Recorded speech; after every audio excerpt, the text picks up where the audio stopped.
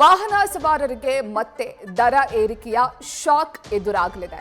ಇವತ್ತು ಮಧ್ಯರಾತ್ರಿಯಿಂದಲೇ ಪೆಟ್ರೋಲ್ ಹಾಗೂ ಡೀಸೆಲ್ ದರ ಏರಿಕೆಯಾಗುವಂತಹ ಸಾಧ್ಯತೆ ಇದೆ.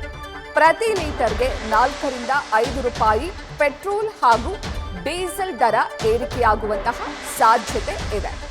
ಈಗಾಗಲೇ ಮಧ್ಯಪ್ರಾಚ್ಯದಲ್ಲಿ ನಡೀತಾ ಇದ್ದಂತಹ ಯುದ್ಧದ ಹಿನ್ನೆಲೆಯಲ್ಲಿ ಎಲ್ಪಿಜಿ ಗ್ಯಾಸ್ ಸಿಲಿಂಡರ್ ಬೆಲೆ ಏರಿಕೆಯಾಗಿದೆ. ಆಟೋ ಎಲ್ಪಿಜಿ ಗ್ಯಾಸ್ ದರ ಏರಿಕೆಯಾಗಿದೆ. ಇನ್ನು ನಿನ್ನೆ ಚಿನ್ನ ಬೆಳ್ಳಿಯ ಆಮದು ಸುಂಕವನ್ನ ಕೂಡ ಹೆಚ್ಚಳ ಮಾಡಲಾಗಿದೆ.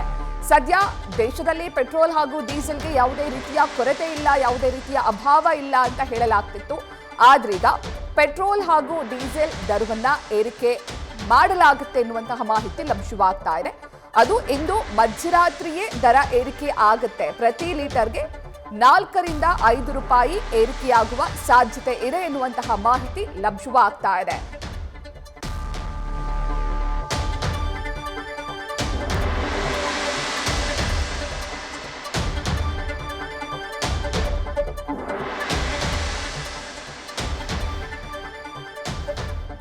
ಸದ್ಯ ದೇಶದಲ್ಲಿ ಪೆಟ್ರೋಲ್ ಡೀಸೆಲ್ ಅಭಾವ ಅಂತೂ ಇಲ್ಲ. ಹಾಗಾಗಿ ವಾಹನ ಸವಾರರಿಗೆ ಒಂದು ರೀತಿ ಟೆನ್ಷನ್ ಕಮ್ಮಿ ಆಗಿತ್ತು. ಪೆಟ್ರೋಲ್ ಡೀಸೆಲ್ ಸಿಗ್ತಾ ಇದೆ ಎನ್ನುವಂತಹ ಸಮಾಧಾನ ಇತ್ತು. ಆದರೆ ಇನ್ಮುಂದೆ ಪೆಟ್ರೋಲ್ ಡೀಸೆಲ್ ಕೂಡ ದುಬಾರಿ ಆಗುತ್ತೆ. ಯಾಕಂದ್ರೆ ಇವತ್ತು ಮಧ್ಯರಾತ್ರಿಯಿಂದಲೇ ಜಾರಿಗೆ ಬರುವಂತೆ ಪೆಟ್ರೋಲ್ ಹಾಗೂ ಡೀಸೆಲ್ ಬೆಲೆಯನ್ನ ಏರಿಕೆ ಮಾಡಲಾಗುತ್ತೆ ಎನ್ನುವಂತಹ ಮಾಹಿತಿ ಲಭ್ಯವಾಗ್ತಾ ಇದೆ. ಇನ್ನು ಪ್ರತಿ ಲೀಟರ್ ಪೆಟ್ರೋಲ್ಗೆ 4 ರಿಂದ 5 ರೂಪಾಯಿ ಏರಿಕೆ ಮಾಡುವಂತಹ ಸಾಧ್ಯತೆ ಇದೆ.